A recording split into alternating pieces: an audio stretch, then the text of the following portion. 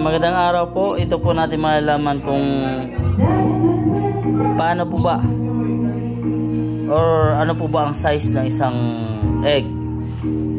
As per DTI, ito po yung sizes ng egg para sabihin natin siya ay small, medium, large, extra large, jumbo, or extra jumbo. Ano po? May mga grams po siya. Like for example, the small 45 grams to 54 grams. Yan ay small. The rest yan, halimbawa pag bumaba ng 45 grams, ibig sabihin halimbawa 44 grams, ibig sabihin siya po ay small. Ang size niya is hindi small, no? Syempre mas mababa nga po ano eh. Okay, ngayon meron akong isang egg na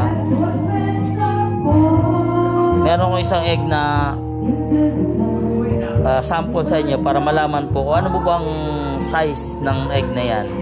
Kasi yung iba kasi pag sinabing uy bakit ang liit, large ang order ko, bakit medyo maliit yung iba, yung iba malaki.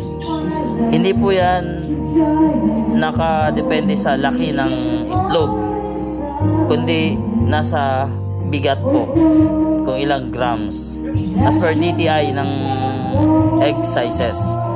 Like for example, itong egg na to, yan, meron po tayong timbangan dyan.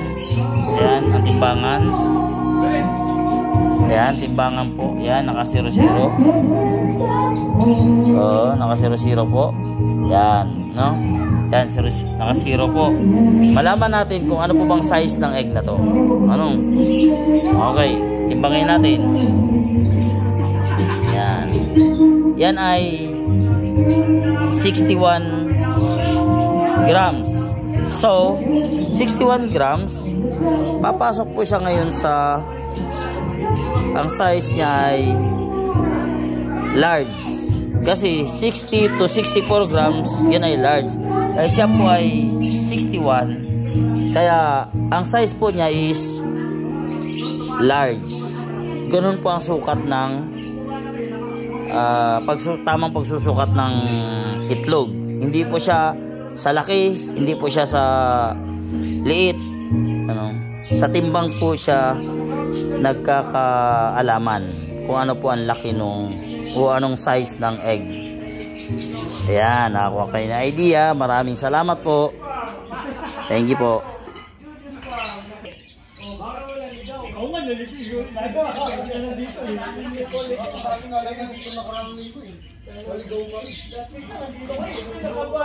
Thank you.